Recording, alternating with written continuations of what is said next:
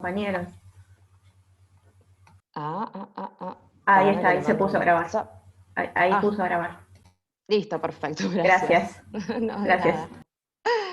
Bueno, entonces, yendo a los síntomas, ¿sí?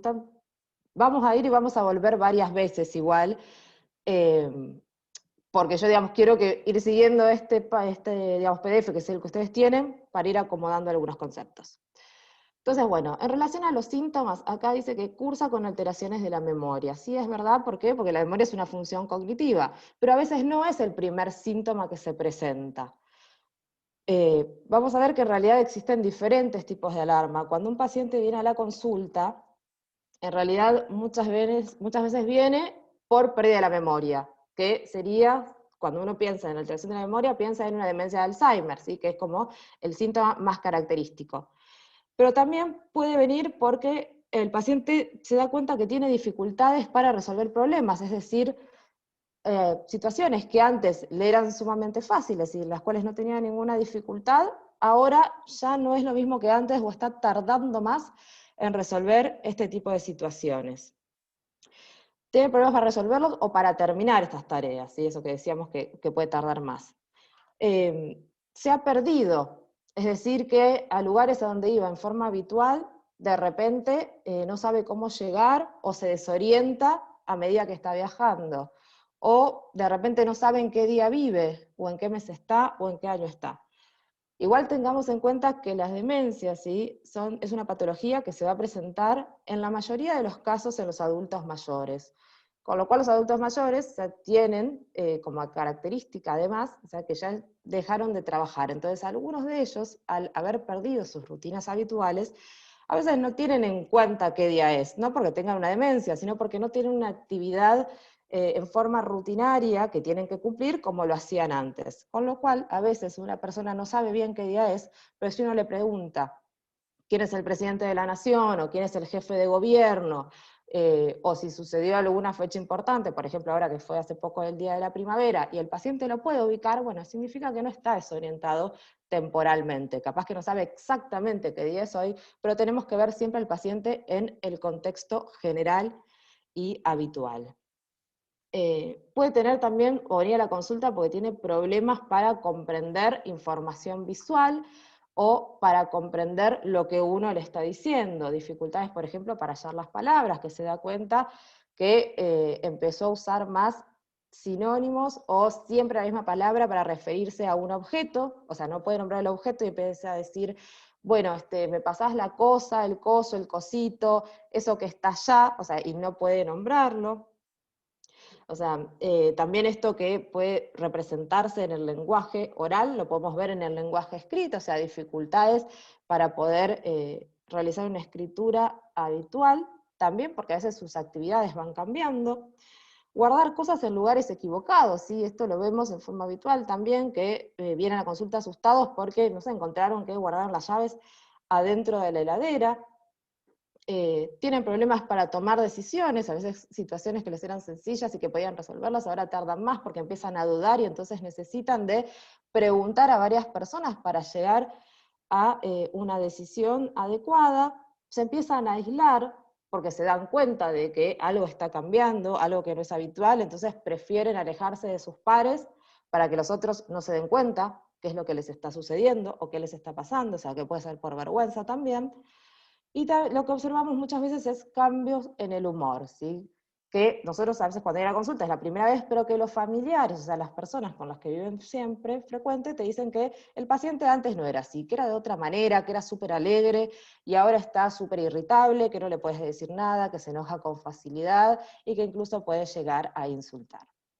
Entonces, los síntomas, o sea, con los cuales puede iniciar una demencia, son muy variados. Lo importante es que ustedes, o sea, el día de mañana, cuando sean, capaz alguno elige seguir neuro, seguir psiquiatría, pero otros eligen otra especialidad, o sea, tengan en cuenta y presten atención si el familiar o incluso el paciente empieza a referirles algunas de estas situaciones para que ustedes lo puedan derivar en forma temprana y oportuna.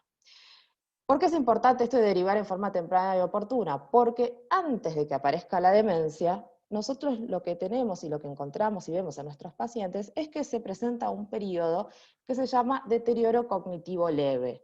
¿sí? Cuando empiezan a aparecer estas pequeñas fallas cognitivas, estas pequeñas fallas conductuales, pero que no llegan a ser lo suficientemente graves como para alterar la funcionalidad de ese paciente.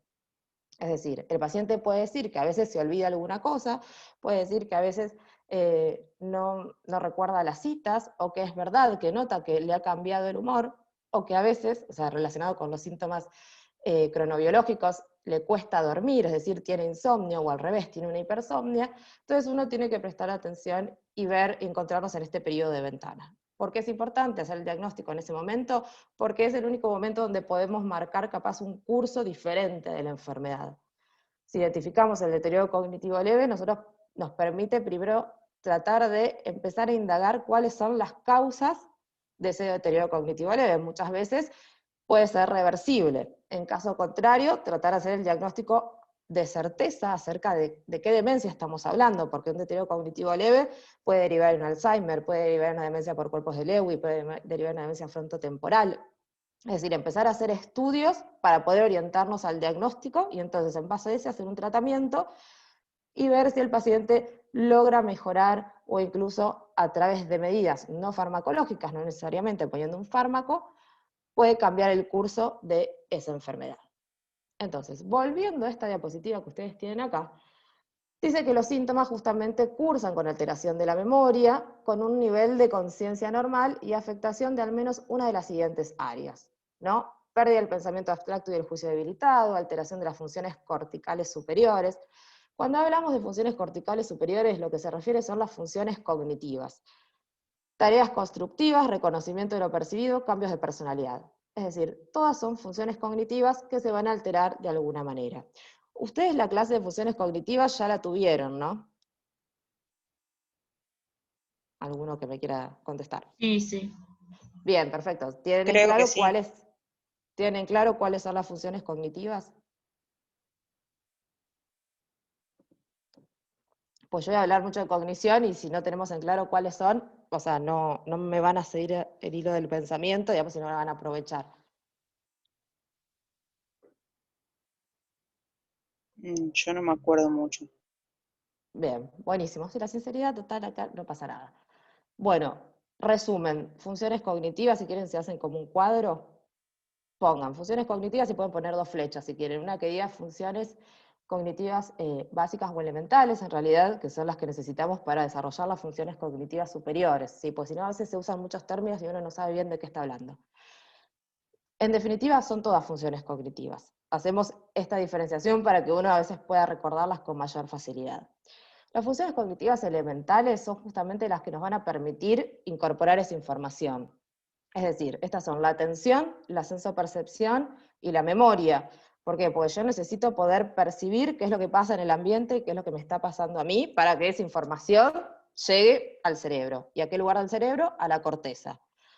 Después, necesito tener, digamos, una atención que se haya desarrollado normalmente, porque entonces cuando algo que yo estoy percibiendo logra captar justamente mi atención, yo voy a poder focalizar mi energía psíquica hacia ese objeto, hacia esa situación o hacia ese momento, o ese sentimiento o pensamiento.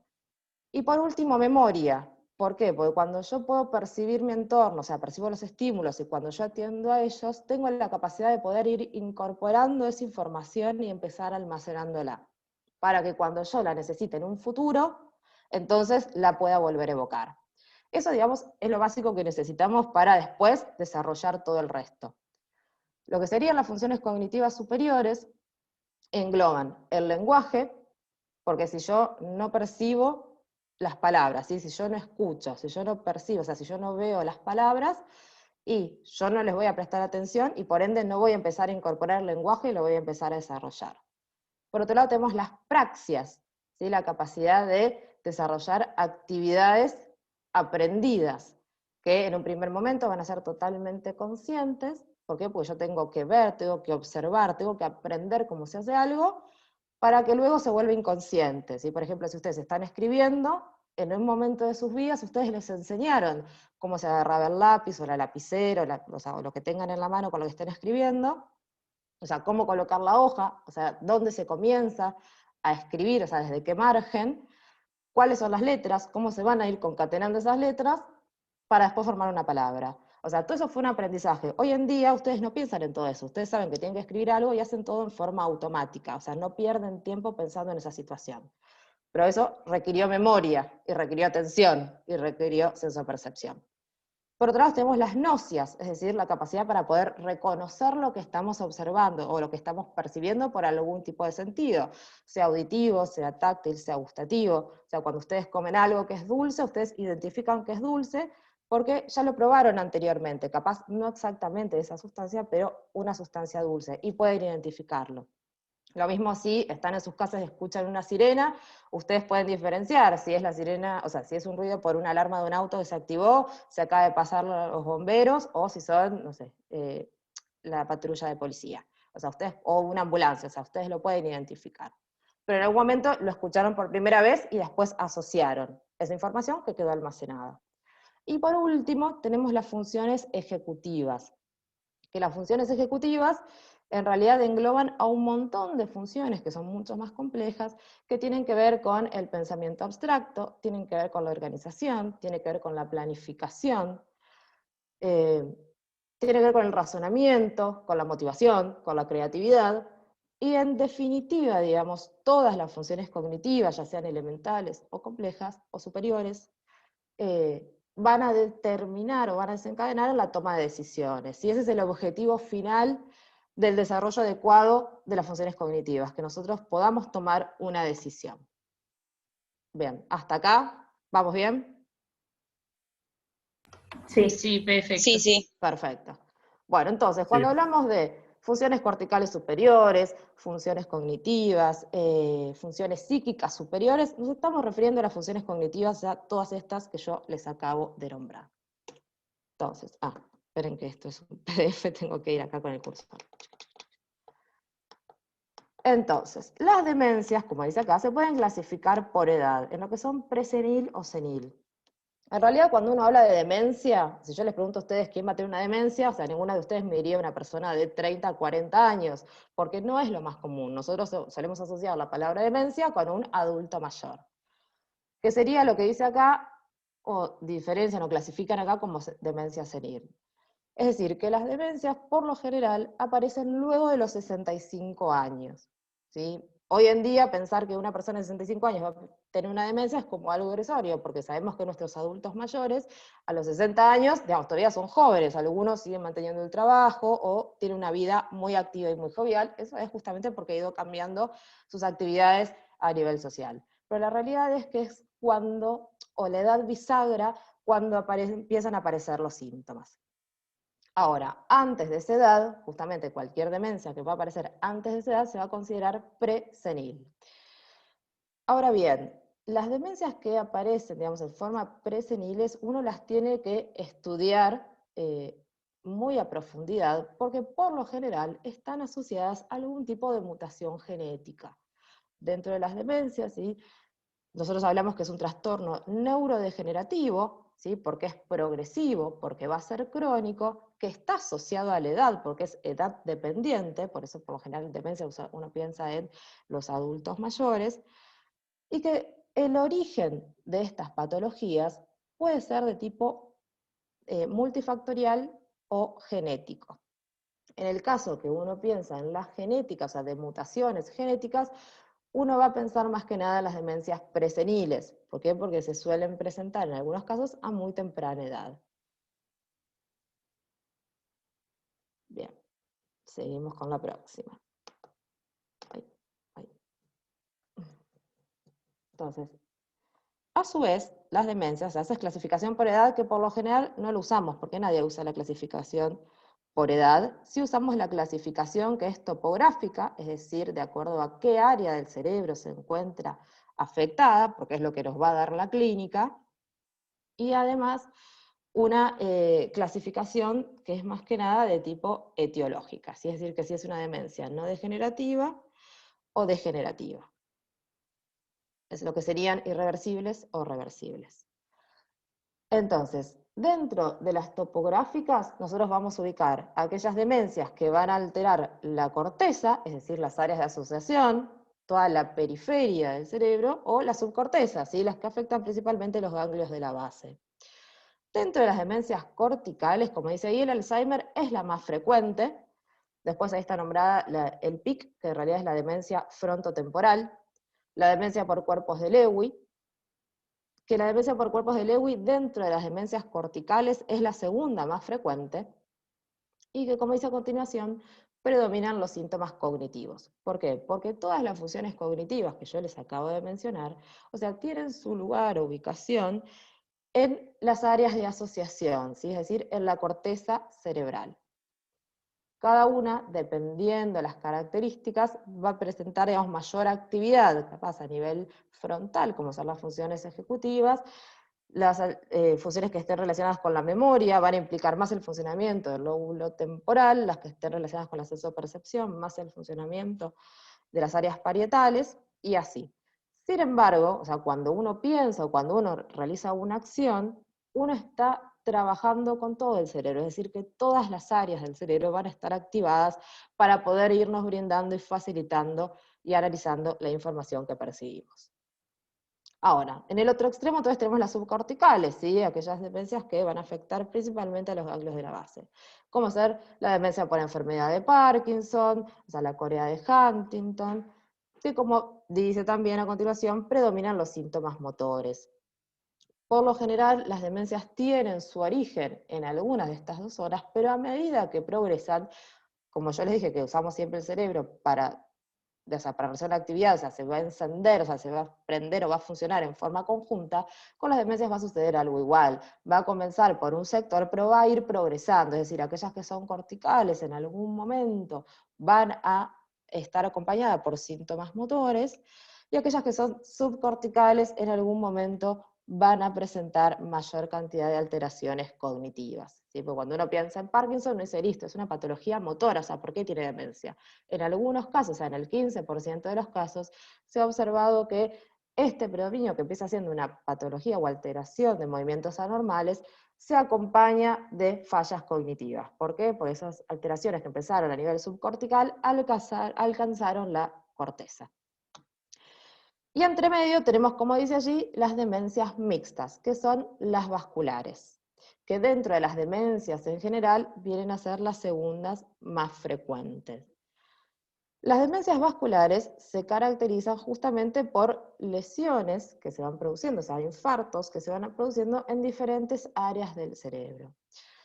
Por lo general, hoy en día es muy difícil encontrar pacientes con demencia de tipo Alzheimer en las cuales no se observe patología vascular. ¿Por qué? Pues esta patología vascular se produce por cambios a nivel de la presión arterial, por diabetes, por hipercolesterolemia, se observa mucho en pacientes fumadores, en pacientes que han tenido golpes en la cabeza. Entonces estamos hablando que es una entidad que se produce en adultos mayores. Encontrar un adulto mayor o una persona mayor de 65 años sin problemas de presión, sin diabetes, sin hipercolesterolemia, que no fume, es muy raro. O sea, capaz que tiene todas o capaz que tiene alguna. Entonces, solamente con tener alguna, uno va a presentar este tipo de lesiones en el cerebro, ¿sí? Bueno, y por otro lado teníamos las demencias que son reversibles o irreversibles, o que son degenerativas o no degenerativas. Y las degenerativas son todas estas, las que estamos observando acá, las de tipo topográficas. Y dentro de las no degenerativas, ¿sí? Es decir, que van a generar lesión neurocognitiva, pero que con un tratamiento efectivo podemos mejorarlas, entonces por eso también son consideradas como reversibles. Tenemos las que se generan por alteraciones metabólicas, por alteraciones nutricionales, por alteraciones neoplásicas o paraneoplásicas, por infecciones, por enfermedades autoinmunitarias. ¿Sí? Así que son secundarias en realidad a otra patología, y que tratando esa patología el cuadro cognitivo puede mejorar. ¿Sí? Obviamente, si uno piensa en una demencia alcohólica, ¿sí? Una demencia de Korsakoff, uno diría, bueno, o sea, pero ¿qué tanto va a poder mejorar ese paciente? Bueno, o sea, con lo pronto, si suspende el alcohol, eso no va a seguir progresando, por eso es no degenerativo, es decir, nosotros le podemos poner un punto más allá que el daño ya se haya producido en ese paciente. Bueno. pasamos entonces ahora, como dice acá, a la clínica. Bueno, y habla con el nivel de conciencia, que es una alteración en la capacidad de situarse en su entorno. En realidad, el nivel de conciencia, o sea, nosotros tenemos que pensarlo desde varios aspectos. Por un lado, o sea, tener conciencia es estar conectados con la realidad, ¿sí? Entonces, estos pacientes están conectados con la realidad en un primer momento. Cuando estas funciones cognitivas, obviamente, empiezan a deteriorarse y lo van haciendo cada vez en forma más pronunciada, obviamente el nivel de conciencia va a ir disminuyendo. La conciencia también nos habla en relación acerca de la capacidad de diferenciar aquellos actos que están bien de aquellos actos que están mal, ¿sí? O sea, tener conciencia sobre los actos de una persona. En un primer momento, cuando estas funciones cognitivas no están deterioradas, o sea, uno tiene conciencia, a medida que va pasando o van empeorando, esta alteración de la conciencia disminuye. En realidad la capacidad, como dice ahí, de situarse en su entorno no tiene que ver con el nivel de la conciencia, sino con qué tendría que ver el que yo me pueda situar en mi entorno, con qué función tendría que ver más que nada. A ver si alguno se anima, o alguna se anima. Senso-percepción. Bien, por lo de la sensopercepción Cognitiva. y la sensopercepción, ¿qué me permite? ¿Estar qué? Si yo sé dónde estoy, Estar por la orientado. sensopercepción bien, exacto, o sea, me permite estar orientado. O sea, la capacidad de situarse en su entorno tiene que ver con la orientación, no con el nivel de conciencia. Obviamente que la sensopercepción es sumamente importante porque yo veo las cosas, logro identificar, y cuando yo identifico qué es lo que tengo a mi alrededor, o sea, puedo justamente orientarme en dónde estoy. Cada uno de ustedes, si observa los objetos que tienen a su alrededor, o sea, ustedes saben si es que están, no sé, en el living de su casa, en su habitación, no sé, en un bar. Hoy en día, bueno, difícil la situación de pandemia, pero bueno, uno observa y sabe, exacto. Así que es sensopercepción y está relacionada con la orientación. Bueno, después tenemos la orientación, que dice acá se afecta progresivamente. Lo importante en relación a la orientación, pues yo siempre les hablé de espacio y tiempo, uno tiene que preguntar también al paciente, no solamente para las demencias, sino para cualquier tipo de patología, si el paciente está orientado en persona, ¿sí? O sea, si el paciente sabe quién es, o sea, sabe que él es, no sé, Juan González de tantos años y que la persona que lo acompaña, no sé, su esposa, su hermana, su vecino, o sea, quien sea, y que, o sea, es decir, que él es una persona y que es diferente del otro. Ah, bueno, nos quedan 9 minutos. Y después tenemos la orientación temporal y la orientación espacial. En relación a la orientación temporal, uno al paciente le suele preguntar, o sea, qué día es hoy, en qué mes estamos, en qué año estamos, pero nuevamente, como le dije al principio, si estas preguntas no las puede contestar, uno tiene que seguir indagando para ver si en verdad es que está totalmente desorientado en tiempo, acerca de situaciones importantes para su vida o del momento en el cual se está viviendo. Por ejemplo, hoy en día nosotros a los pacientes les preguntamos, que están usando barbijo, o sea, qué es lo que está sucediendo en el país y a nivel mundial, o sea, si saben por qué tienen que usar ese barbijo. Eso nos permite también dar noción de que el paciente está orientado. Después, en relación al espacio, uno le pregunta al paciente si sabe a dónde vino, es decir, dónde está realizando la consulta, en el caso que haya sido un hospital o un consultorio, bueno, si es un hospital, ¿cómo se llama el hospital? Si es un consultorio, bueno, el consultorio de quién vino, o de qué especialidad, si es que no sabe el profesional. Como dice acá, o sea, la desorientación espacial empieza, ¿sí?, en lugares que son poco habituales, con lo cual no es algo muy característico, porque si todos nosotros vamos a un lugar que no nos es habitual o al cual no estamos acostumbrados, sí, probablemente tengamos una desorientación hasta que empecemos a recordar o tener indicios de dónde estamos. Con lo cual lo más importante es esto, ¿no?, que el paciente se pierda en los lugares conocidos, en los lugares frecuentes. Es decir, que tiene una cuadra, por ejemplo, de la panadería, a la cual el paciente iba todos los días, y de repente un día fue, y en lugar de ir para la panadería, que queda a la derecha, agarró para la izquierda y se fue caminando 5 cuadras, y se perdió. Obviamente, a medida que vayan progresando la enfermedad, esta desorientación se va a ir acentuando, con lo cual, antes, cuando empieza a ser en lugares frecuentes, va a pasar a ser, por ejemplo, dentro de su casa. Es decir, que va a ir empeorando. Y eso nos va a ir marcando las diferentes fases o estadios de una enfermedad. Bueno, en relación a la atención, acá dice que está el paciente en un estado de alerta que le permitir respuestas adecuadas y se deteriora en etapas intermedias. En realidad, no. Lo que sucede es que el paciente no está en estado de alerta. El paciente suele tener una alteración en baja de la atención. Vieron que cuando vieron la atención, seguramente ustedes vieron que se le dice prosexia a la atención, que euprosexia es cuando está normal, hiperprosexia cuando esa atención está alterada e hipoprosexia cuando está disminuida. En los pacientes con demencia nosotros vemos una hipoprosexia, es decir, que hay una disminución en esa capacidad atencional. Un estado de alerta, o sea, de hiperprosexia, en el cual se aumenta la atención, sobre situaciones como, por ejemplo, cuando el paciente presenta algún tipo de paranoia. Entonces, está constantemente atento a todo lo que está sucediendo, porque todo le está dando alguna información de tipo errada. Bien, seguimos. A ver la próxima. ¿Qué dice? Memoria. Obviamente está deteriorada, es uno de los signos más típicos.